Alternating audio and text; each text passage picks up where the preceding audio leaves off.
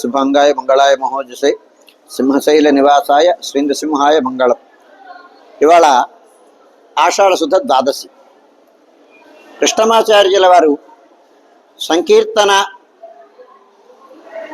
అని ప్రారంభించినటువంటి రోజునమాట ఇవాళ.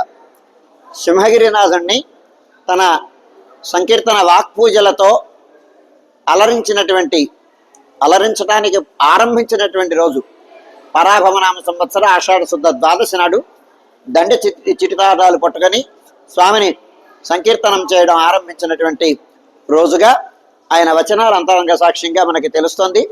దాన్ని పురస్కరించుకొని ఈనాడు కృష్ణమాచార్య సంకీర్తన జయంతి ఉత్సవాన్ని జరిపించుకున్నాం మనం. ఈ సందర్భంగా ఆయన మహనీయుడైనటువంటి కృష్ణమాచార్యులు సింహాచలంలో ఉండడం, అట్లాంటి వారు ఇక్కడ ఉన్నటువంటి స్థలంలో మనం ఉండడం అనేటువంటిది చాలా గర్వించదగిన విషయం.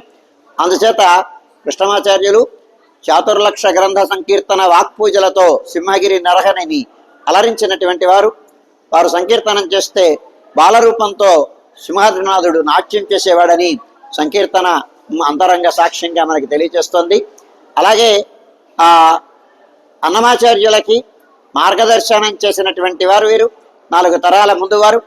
అలాగే ఆంధ్ర తెలుగు వచన సంకీర్తనానికి, వచన రచనానికి ఆద్యుడు కృష్ణమాచార్యులు, వచన సంకీర్తనానికి ఆద్యుడు కృష్ణమాచార్యులు. అట్లాంటి మహనీయుని యొక్క సంకీర్తన జయంతి ఉత్సవంలో మనం భాగస్వాములయ్యాం.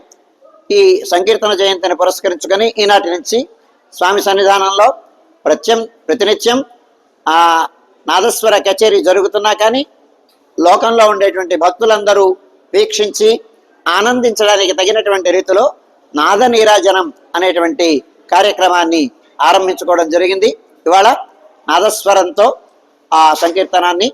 ఈ సంకీర్తనాన్ని సింహాచలంలో కృష్ణమాచార్యుల యొక్క సంకీర్తన జయంతి సందర్భంగా దీన్ని పురస్కరించుకొని ఈనాటి నుంచి ప్రతినిత్యం నాద నీరాజనం కార్యక్రమాన్ని జరిపించుకుంటూ ఈ కార్యక్రమాన్ని పరోక్షంగా భక్తులందరూ దీన్ని వీక్షించి ఆనందించే విధంగా ఈ కార్యక్రమాన్ని రూపొందించడం జరుగుతుంది.